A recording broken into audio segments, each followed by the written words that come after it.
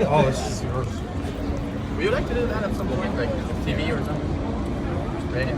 I don't know. You never know what door's open for you when Never know. they say one door closes, another one opens. I know a Or guy. like last episode. Huh? I know a guy. I know a guy who knows a guy. Donnie, I know you didn't want to make an announcement after the game last night because there's still, needed a move to be made, but who is starting this one for you today? Oh, you guys don't know? Trevor? It Yeah, the came out lineup a had couple to minutes come ago. out. So Trevor, obviously, he's been here for a few days, fit right into that slot, and excited really. His last outing was good. The first couple on the rehab seemed to be a little rough, and all of a sudden put it together. So hopefully this is a good start for him. To gain some momentum throughout the course of the year. And just knowing some of the struggles maybe he had in the first half of the season, some of the things that he wanted to work on, what do you hope maybe those rehab starts did for him to kind of get back to a good place on the mound? Well, you hope it, really kind of what happened with him is they were doing work on trying to get him in a better position, and that's really when the back flared up. And I think it gave him a chance to be able to strengthen that area for him, with our guys in the weight room, and then be able to kind of continue to work on the work they were doing.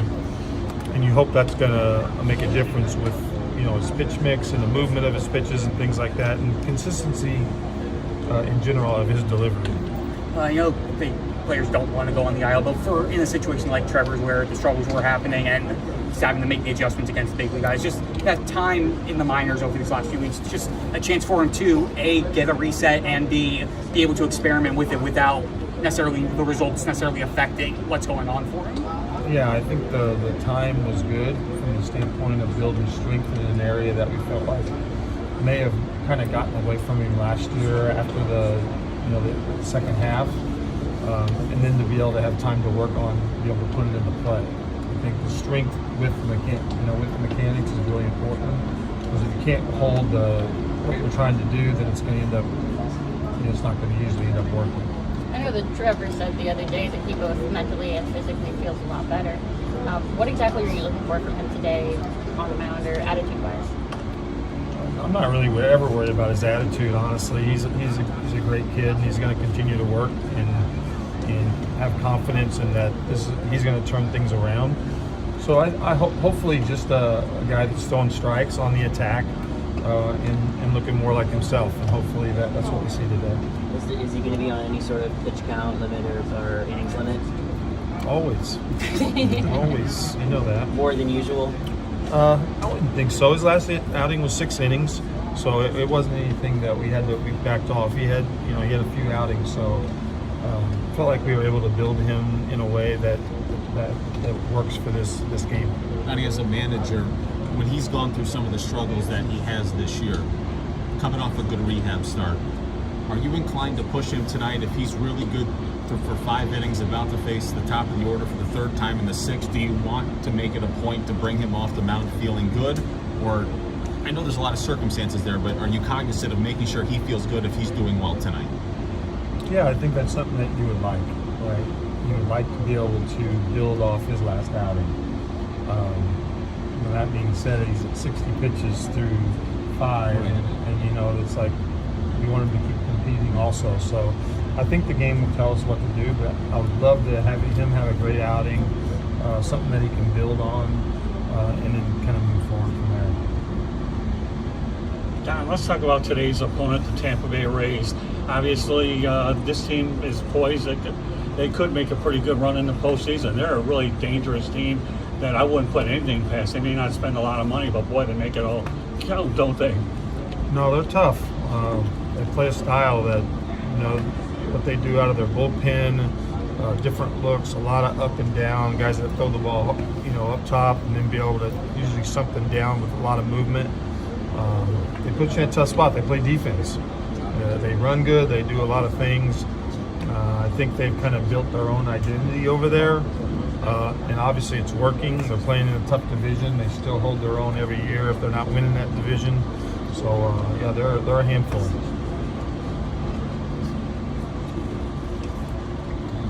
Thanks, Don. Do you have a backup lineup in case the starter goes down again?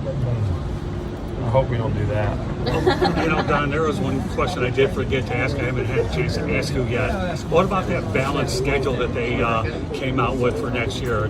Do you like the idea of that balanced schedule, or seeing an opponent too many times in 1 year? I've always wondered about that. I haven't looked at it, and I just had to answer that question on MLB radio. So I don't know. I haven't been a huge fan of interleague. So this schedule, I don't know what it looks like. If there's going to be a lot of 2-game sets and a lot of more travel, I'm not sure what that's going to look like.